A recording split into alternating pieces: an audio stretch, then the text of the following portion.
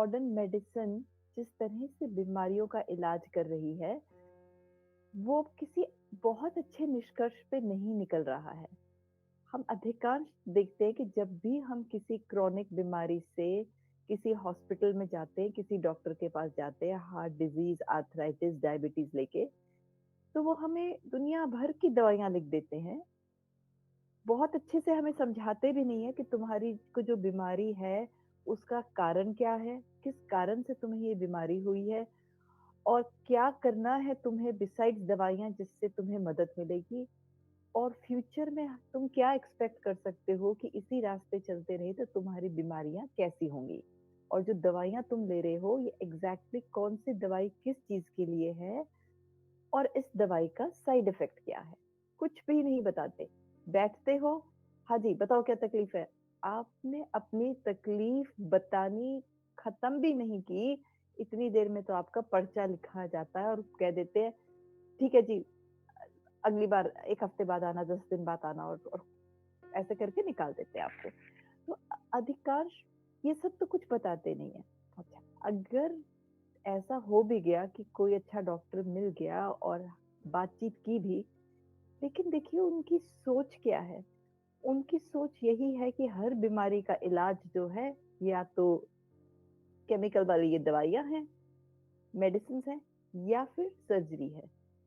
तो इनके अलावा और अब वो कीमो, रेडिएशन, कैंसर की वो भी सर्जरी के उसमें आ जाती हैं।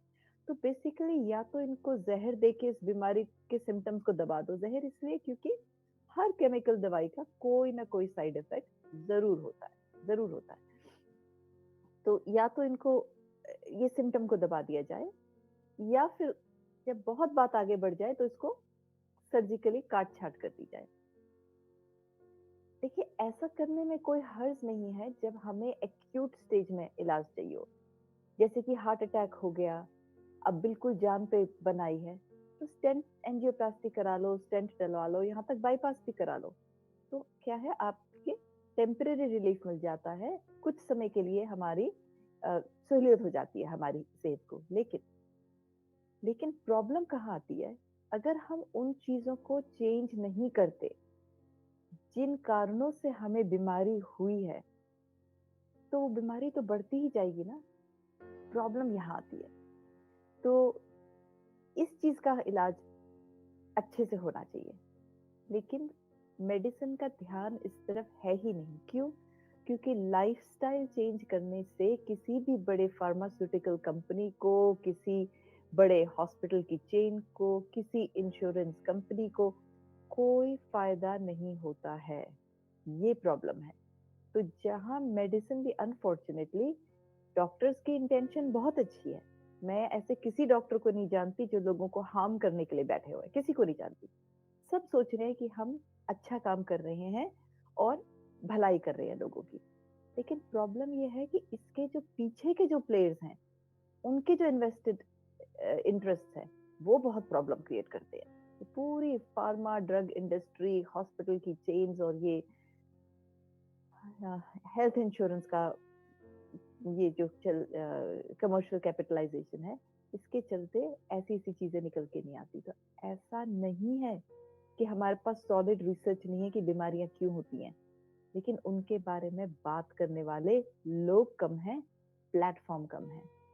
तो इसीलिए हम रोज इस उम्मीद में जुड़ते हैं, जहां कहीं भी कोई इक्का दुक्का आदमी सुन रहा हो कि असली बीमारी का क्या इलाज है, तो हमें ज्यादा से ज्यादा ये जागरूकता लोगों तक पहुंचानी है। तो आज हम शुरू करेंगे डायबिटीज से, और जो पहला मैं वीडियो लेके आई हूँ उसमें हम बात करेंगे कि डायबिटीज का कारण क्या है। तो चलिए बिना कोई देरी करे हुए हम डायबिटीज के कारण के बारे में जानते हैं।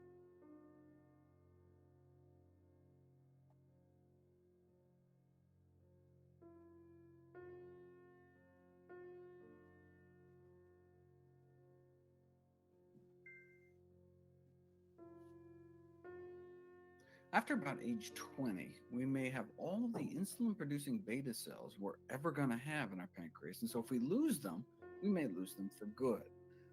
कहते हैं कि 20 वर्ष की उम्र के बाद जो एक पेनक्रियास जो होता है हमारे बॉडी में, एक ऑर्गन होता है, वो इंसुलिन बनाता है। उस इंसुलिन से जो हम खाना खाते हैं, कार्बोहाइड्रेट या शुगर खाते हैं, वो डाइजेस्ट होती है। लेकिन बहुत इंपॉर्टेंट बात है, वो इंसुलिन बनाने वाला पूरी बॉडी में एकमात्र जो इंसुलिन की फैक्ट्री है हमारे बॉडी में, ये इंसुलिन बनाने वाला जो अंग है हमारी बॉडी में, उसको पेनक्रियास कहा जाता है। वो सिर्फ पेनक्रियास इंसुलिन बनाता है। लेकिन पेनक्रियास में जो इंसुलिन बनाने वाले सेल हैं, जिनको बीटा सेल कहते हैं, आइलेट सेल कहते हैं, ये सेल सिर्फ 20 साल की उम्र तक पैदा होते हैं। 20 साल के बाद अगर कोई भी सेल मर गया तो नया इंसुलिन बनाने वाला सेल हमें नहीं मिलेगा। ये जरूरी बात है कि एक बार पेनक्रियास के सेल मर गए, दोबारा वापस नहीं आते। Autopsy studies show that by the time type 2 diabetes is diagnosed, we may have already killed off half of our beta cells. तो ये कह रहे हैं कि जब तक डायबिटीज डायग्नोज होती है किसी पेशेंट में, तब तक 50% बीटा सेल ऑलरेडी मर चुके होते हैं। यानी कि डायबिटीज जब हो जाए किसी में डायग्नोज, ऑलरेडी उसका पैनक्रियास जो है आधा खत्म हो चुका होता है। यानी कि हमें ध्यान कब देना है?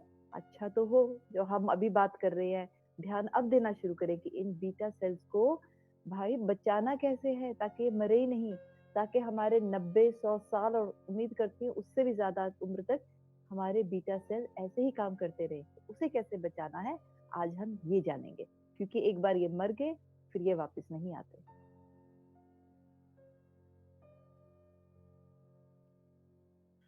You can do it right in a petri dish. Expose human beta cells to fat, they suck it up, and then start dying off. A chronic increase in blood fat levels is harmful, as shown by the important effects in pancreatic beta cell lipotoxicity. Fat breakdown products can interfere with the function of these cells and ultimately lead to their death. तो ये कहता है कि ये experiment हम जो है एक पेट्री डिश में, यानी कि ह्यूमन बॉडी के बाहर एक लैब में एक गोल करे की एक डिश होती है, उसको पेट्री डिश कहते हैं। उसमें हम ये एक्सपेरिमेंट कर सकते हैं। क्या करते हैं हम? पेनक्रियास के सेल्स लेते हैं और पेनक्रियास के सेल्स के ऊपर हम सैचुरेटेड फैट डालते हैं, यानी कि एनिमल फैट डालते हैं। और हम देखते हैं कि जैसे जैसे हम एनिमल फैट की मात्रा बढ़ाते जाते हैं, वैसे वैसे हमारी आंखों के सामने पेनक्रियास के सेल मरते चले जाते हैं। ये बहुत बड़ी समझने वाली बात है कि हमने अपनी आंखों से देखा है कि जब हम पेनक्रियास के सेल्स पे एनिमल फैट डालते हैं, सैचुरेटेड फैट डालते हैं, पेनक्रियास के सेल मरते हैं। एक चीज। दूसरी चीज, जितना ज्यादा हम एनिमल फैट डालते हैं, पेनक्रियास के सेल उतनी तेजी से, उतनी अधिक मात्रा में मरते हैं। अब याद रखिए, 20 साल की उम्र के बाद ये पेनक्रियास के सेल लौट के नहीं आते। तो हम कितना बड़ा खिलवाड़ कर रहे हैं अपने साथ अगर हम एनिमल फैट कंज्यूम करते हैं। अगर मैं एनिमल फैट की यहाँ बात करूं, तो मैं सिर्फ मीट, अंडा, मच्छी इनकी बात नहीं कर रही, ये तो है ही है। साथ ही साथ में दूध भी है, वो भी, उसमें भी एनिमल। और जो हम सिर्फ नॉन फैट अगर मिल्क ले लें, तो उसमें भी फैटी एसिड के जहरीले डेरिवेटिव्स होते हैं, जो लाइपोटॉक्सिसिटी के बाय प्रोडक्ट्स होते हैं। वो तो आप नहीं निकाल सकते ना, तो वो भी सारे जाके आप हमारे पेनक्रियास के सेल्स को अटैक करेंगे। तो ये बहुत बड़ी बात है कि अगर हमें डायबिटीज से बचना है, तो हमारे पास ऑप्शन ही नहीं है। साइंस बड़ी क्लियरली दिखाता है कि animal fat is the reason for killing pancreatic cells. जी, आगे बढ़ते हैं। ये कह रहा है सिर्फ फैटी नहीं, फैटी एसिड जो डेरिवेटिव्स हैं, अभी जो मैंने कहा ना, उनके जो बाय प्रोडक्ट्स हैं, वो भी पेनक्रियाटिक सेल्स के फंक्शन में रुकावट डालते हैं, एंड अल्टीमेटली फिर आगे चल के लीड करते हैं। अल्टीमेटली मतलब हिंदी शब्द, सॉरी मुझे ध्यान नहीं आ रहा। इसका जो निष्कर्ष निकलता है, जी, इसका जो निष्कर्ष निकलता है एंड में जाके, वो यही होता है, धीरे धीरे इनका फंक्शन खत्म करते करते पेनक्रियाटिक सेल्स को मार देते हैं। कौन मार देता है? सिर्फ और सिर्फ फैटी एसिड के जो बाय प्रोडक्ट्स हैं, वो ही केपेबल है कि वो भी मार दें। तो वही मैं कह रही थी थोड़ी देर पहले, अगर आपने दूध नॉन फैट लिया और सोचे कि अरे कोई बात नहीं, मैं सैचुरेटेड फैट पीऊंगा, मैं नॉन फैट दूध पीऊंगा, नहीं, उसमें जो फैटी एसिड के डेरिवेटिव्स हैं वो ही जाके अल्टीमेटली पेनक्रियास के सेल्स को मार देंगे। उस प्रोसेस को लाइपोटोसिस कहते हैं, मतलब फैंसी टर्म जो है बेसिकली फैट के द्वारा किसी चीज को मारना या खत्म करना। Not just any fat, saturated fat. The predominant fat in olives, nuts, and avocados gives you a tiny bump in death protein 5, but saturated fat really ramps up this contributor. तो जो पर्टिकुलर तरह के fat most harmful बताए गए हैं, ये दो तरह के फैट है, ठीक है। और ये जो फैट होते हैं इनको डेथ प्रोटीन कहा जाता है, क्योंकि ये वो प्रोटीन है, फैट के डेरिवेटिव्स हैं जो जाके डेथ कॉज करते हैं। अगर आपने नट्स लिए तो नट्स में होने वाले फैट से क्या हुआ, कुछ खास असर नहीं हुआ, राइट, कोई खास सेल्स पे असर नहीं हुआ। लेकिन जैसे ही आपने डाइट में ये एनिमल फैट डाला तो देखिए कितने सेल जो है वो मरते चले गए। तो ये प्रॉब्लम है, इसीलिए इतना खतरनाक है ये एनिमल फैट हर लेवल पे। Contributor to beta cell death. Saturated fats are harmful to beta cells, harmful to the insulin producing cells in our pancreas. Cholesterol, too. The uptake of bad cholesterol, LDL, can cause beta cell death as a result of free radical formation. कहता है कि जो हम animal fat खाते हैं, saturated fat जो होता है, और आप देखिए कितना भी लीन मीट खा लीजिए उससे फर्क नहीं पड़ता कि ये जो फैट है ये इंट्रासेलुलर भी है, जो आपको आंख से नहीं दिख रहा, वो एक्चुअली मेन कारण है सैचुरेटेड फैट का किसी भी एनिमल में। वो जो हमें चिकन के ऊपर जो चर्बी चिपकी दिखती है ना, व्हाइट या येलो, वो रियल फैट नहीं है। रियल फैट है जो इंट्रामस्कुलर फैट होता है इनके अंदर। आप उससे कैसे बचेंगे? तो ये जैसे कहते हैं ना लीन प्रोटीन, ये वो ऐसा कुछ नहीं होता। ठीक है, आपने बाहर का फैट निकाल दिया, पर अंदर का फैट कहाँ लेके जाएंगे आप?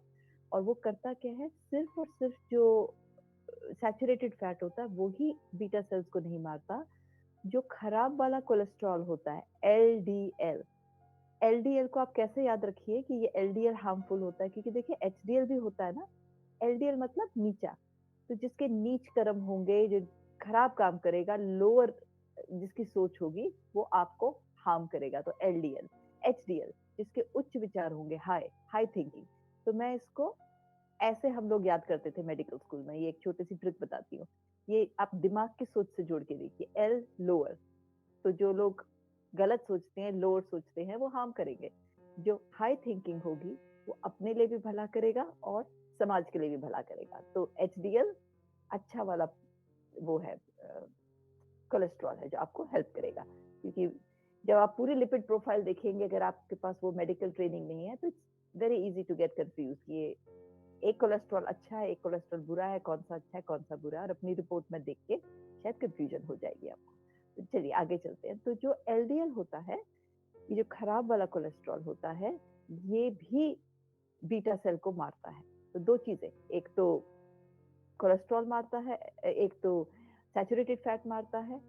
सैचुरेटेड फैट के जो बाय प्रोडक्ट्स होते हैं वो मारते हैं, एलडीएल मारता है। तो देखिए कितने मैकेनिज्म्स हमको पता चल रहे हैं जो एनिमल फैट से डायरेक्टली लिंक्ड है और जाके सीधा और सीधा पेनक्रियास के सेल्स को अटैक करते हैं। और एक बार पेनक्रियास का सेल मर गया, वापस नहीं आता। गिने चुने सेल्स हमें दिए जाते हैं बाय नेचर, और हमारा दायित्व बनता है कि हमें प्रोटेक्ट करें। तभी तो इतनी ज्यादा डायबिटीज बढ़ रही है, क्योंकि हमें असली पता ही नहीं है कि हम क्या चीज ले रहे हैं जिससे हमारे ये पेनक्रियाटिक सेल मर रहे हैं। So, diets rich in saturated fats not only cause obesity and insulin resistance, but the increased levels of circulating free fats in the blood, called NEFAs, non-esterified fatty acids, causes beta cell death and may thus contribute to progressive beta cell loss in type 2 diabetes. तो ये कह रहा है एक और mechanism है इसका, जिससे कि ये जो सैचुरेटेड फैट्स हैं ये जाके पेनक्रियास के सेल्स को मारते हैं और एलिवेट करते हैं। तो जो लोग ज्यादा फैटी फूड खाते हैं, एनिमल फैट्स पर्टिकुलरली, वो ओवरवेट होते हैं। और कौन सा वाला वेट होता है यूजुअली उनका? पेट की, जिसको हम कहते हैं ना पेट की चर्बी बढ़ गई, एक बल्ज आ जाता है स्टमक में। ये फैट होता है इंट्रा एब्डोमिनल, जो पूरी बॉडी में स्किन के नीचे जो फैट होता है वो हार्मफुल नहीं होता, लेकिन जो पेट जिसका भी बल्ज करता है, मतलब हमारा फिर इंट्रा एब्डोमिनल फैट बढ़ गया। और ये इंट्रा एब्डोमिनल फैट सीधी सीधी निशानी है कि हमें हार्ट डिजीज है, हो सकती है नहीं, है, ऑलरेडी है और सिग्निफिकेंट है। वो तो हमने जान ही लिया कि 10 साल से बड़ी उम्र में हर एक को प्लैक्स बन चुके होते हैं ऑलरेडी कॉर्नरी आर्टरीज में। लेकिन अगर हमारा स्टमक बल्ज कर रहा है तो ऑलरेडी हमें सिग्निफिकेंट हार्ट डिजीज है। तो सब लोग अब श्योर अपनी नजर नीचे करके देख रहे होंगे पेट के बल्जेस को, लेकिन अच्छा है हमें पता चल जाए तो अब हम करेक्शन की तरफ बढ़ सकते हैं। तो क्या होता है कि ये जो जहरीली जो फैटी एसिड्स के डेरिवेटिव्स हैं ये बनते हैं। तो सॉरी, तो अगर हमारा इंट्रा एब्डोमिनल फैट बढ़ गया, हमें पता चल गया हमारे में ऑलरेडी हार्ट डिजीज है, लेकिन साथ ही साथ क्या है हमारे अंदर, मेटाबॉलिक सिंड्रोम है। मेटाबॉलिक सिंड्रोम जैसा कि नाम सजेस्ट करता है, हमारा मेटाबॉलिज्म ही अपसाइड डाउन हो गया, उसमें बहुत बड़ा झोल है बोले तो अपनी बम्बईया भाषा में।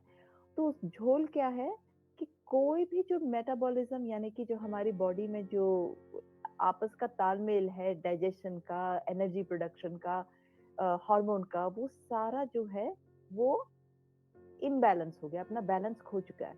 और उसमें कैसी कैसी चीजें हो जाती हैं, या तो हमें डायबिटीज है, या अगर अभी हुई नहीं है तो हमें प्री डायबिटीज तो जरूर है। तो डायबिटीज या प्री डायबिटीज होती है, हाई ब्लड प्रेशर होता है, हार्ट डिजीज होती है हमको, और हाई कोलेस्ट्रॉल होता है, और हाई ट्राइग्लिसराइड्स होती है। तो ये 4-5 चीजें जब मिल जाती हैं तो उसको हम मेटाबॉलिक सिंड्रोम कहते हैं। और ये सारा का सारा शुरू कहाँ से होता है, इंट्रा एब्डोमिनल पेट के अंदर जो फैट जमा होता है। तो ये हो गया। फिर क्या होता है कि ये जो फैटी एसिड्स होती है जहरीले वाली, जो ये जाके और पेनक्रियाटिक सेल्स को और तबाह करती है, और फिर जिनमें जेनेटिक प्रीडिस्पोजिशन होता है टाइप 2 डायबिटीज का, उनमें डायबिटीज निकल के आती है। तो हम तो जेनेटिक्स पे ध्यान ही नहीं देते, जब से हमें पता चला है मात्र 6 से 8 हफ्ते में अपनी डाइट ठीक करते ही खराब वाली जीन्स बंद हो जाएंगी, अच्छे वाली जीन्स ऑन हो जाएंगी। This isn't just based on test tube studies. If you infuse fat into people's bloodstream, you can directly impair pancreatic beta cell function. And the same when we ingest it. Type 2 तो कहता है कि ये हमें पता है, जब हम सैचुरेटेड फैट लेके और जब हम सीधा बीटा सेल्स पे डालते हैं तो हम देखते हैं कि वो आंखों के सामने diabetes मर is characterized by defects in both insulin secretion and insulin action. Saturated fat appears to impair both. कहते हैं टाइप 2 डायबिटीज में होता क्या है, एक तो इंसुलिन की जो सिक्रीशन है वो कम हो जाती है, और जो इंसुलिन बन रही है वो ठीक से काम नहीं करती, और जो सैचुरेटेड फैट है वो दोनों जगह प्रॉब्लम्स क्रिएट करता है, बोथ लेवल्स पे। Researchers showed saturated fat ingestion reduces insulin sensitivity within hours.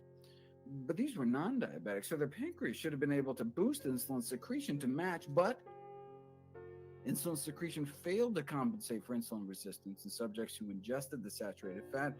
And this implies the saturated fat impaired beta cell function as well, again, just within hours. ये बहुत important बात है। ये क्या कह रहे हैं, ये कह रहे हैं कि जो लोग सैचुरेटेड फैट यानी कि एनिमल फैट खा रहे हैं, या सैचुरेटेड फैट पे खैर घी आ गया, वो भी एनिमल फैट में आ जाता है। तो जो लोग सोचेंगे, अब आई एम श्योर बाद में मेरे से पूछेंगे घी के बारे में, तो वो भी सैचुरेटेड फैट है। तो जो लोग सैचुरेटेड फैट खा रहे हैं, विद इन आवर्स, कुछ ही घंटों में क्या देखा जाता है कि उनकी जो ब्लड शुगर है वो स्पाइक कर जाती है, और जो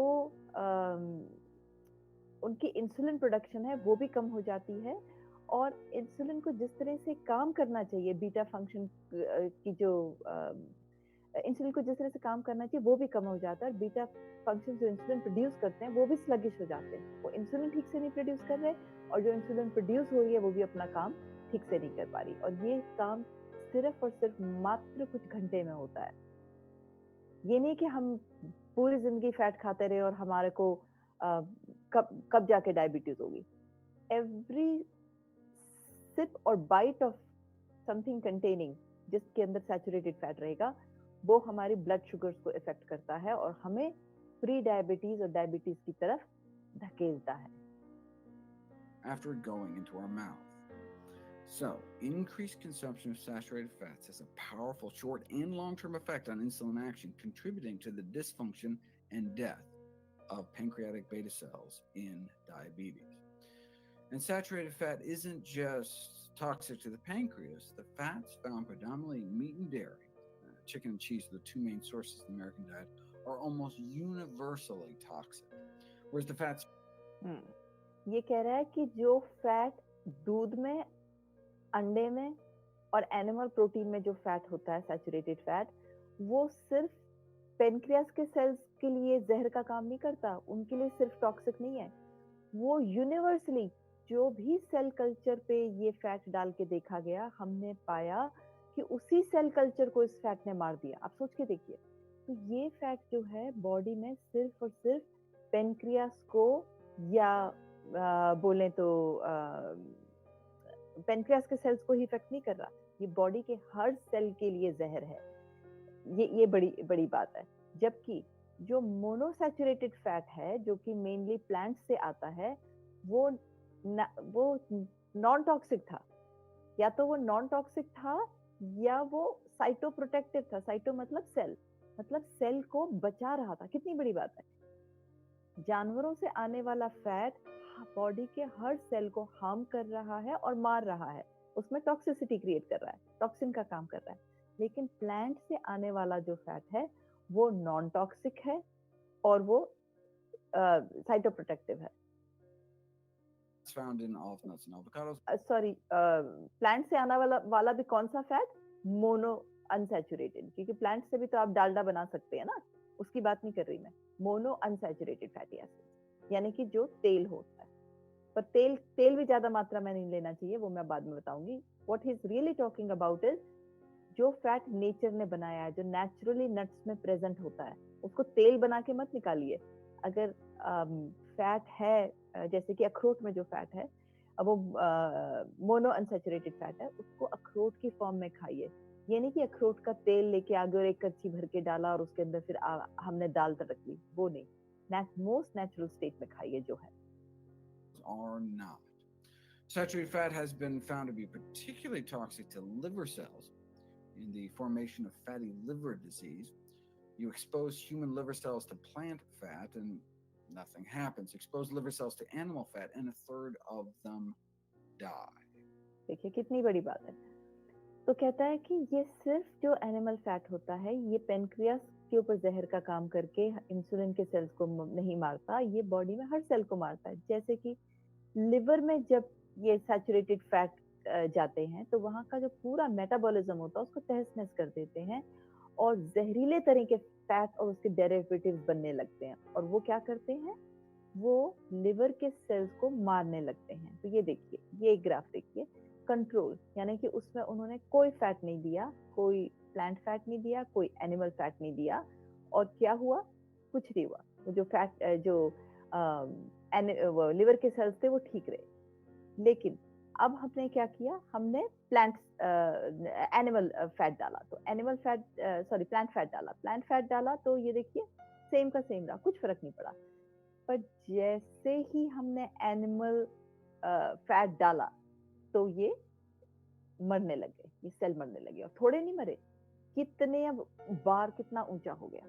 तो ये प्रॉब्लम है। हम जब एनिमल फैट खाते हैं तो लिवर के सेल्स मारते हैं, अल्टीमेटली जाके लिवर के अंदर फाइब्रोसिस हो जाती है, लिवर फंक्शन चला जाता है, फिर कराते रहें लिवर ट्रांसप्लांट वगैरह, वो आगे की स्टेजेस आती हैं। This may explain why higher intakes of saturated fat and cholesterol associated with non-alcoholic fatty liver disease. तो कह रहा है कि यही कारण है कि जो लोग बहुत ज्यादा एनिमल फैट खाते हैं उनके अंदर non alcoholic fatty liver disease हो जाता है, यानी कि लिवर में बुरी वाला फैट जो है वो एक्यूमुलेट हो जाता है, जो यूजुअली हमें शराब पीने वाले लोगों में मिलता है। लेकिन जो लोग बहुत एनिमल फैट खाते हैं, एनिमल प्रोडक्ट कंज्यूम करते हैं, चीज, दूध, अंडा, मीट, उनमें ये प्रॉब्लम पाई जाती है।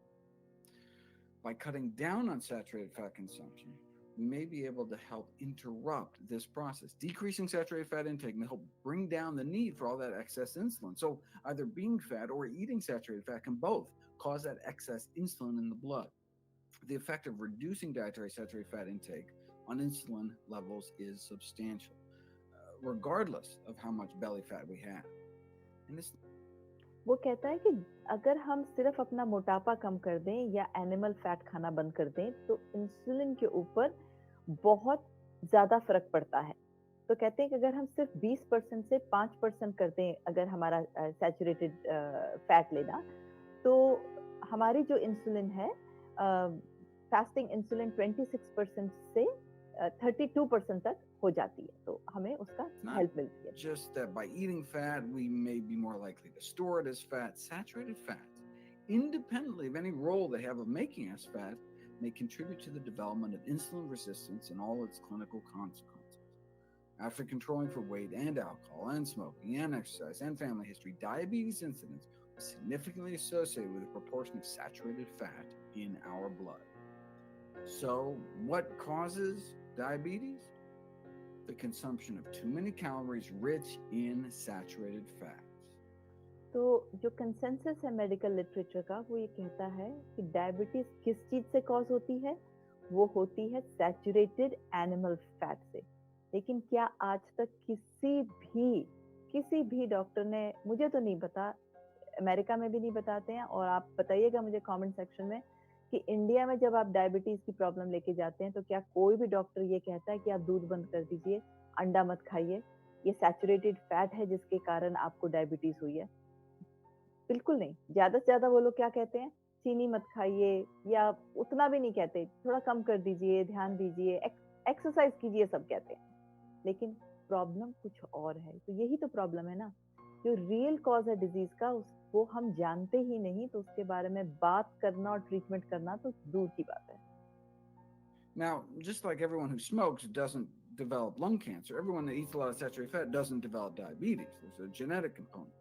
But just like smoking can be said to cause lung cancer, high calorie diets rich in saturated fats is currently considered the cause of type 2 diabetes. तो कहता है कि लोग कहेंगे कि भाई मैं भी तो सैचुरेटेड फैट खाता हूँ, मुझे डायबिटीज नहीं हुई। अरे सब लोगों को नहीं होगी ऐसा नहीं कह रही है साइंस, बट जिनको होगी उसका कॉज यही है। तो जब हमें मालूम है कि ये प्रॉब्लम है तो उसको हमें करेक्ट करना पड़ेगा ना। और जब तक हम ये सैचुरेटेड फैट और बुरी डाइट खा रहे हैं तब तक वो बुरे वाले जीन्स ऑन रहेंगे, and there is a very very high chance कि हमको हो जाएगा। एक चीज, दूसरी चीज, हमने ये भी तो अभी जाना ना कि अगर पेनक्रियाटिक सेल्स के ऊपर ये जहर का काम कर रहे हैं तो सिर्फ पेनक्रियास पे नहीं कर रहा, ये पूरी बॉडी में जहर का काम कर रहा है सैचुरेटेड फैट। तो अगर एक ऑर्गन नहीं फेल होता तो बाकियों में तो प्रॉब्लम है ही ना। तो लाइक आई ऑलवेज से, कोई ऑप्शन नहीं है हमारे पास ये सारी रिसर्च देखने के बाद। अगर हम फिर भी वही डाइट कंटिन्यू करते रहें तो फिर there is no hope, and I am hoping against hope कि मेरा ये मैसेज आप लोगों तक पहुंच रहा है।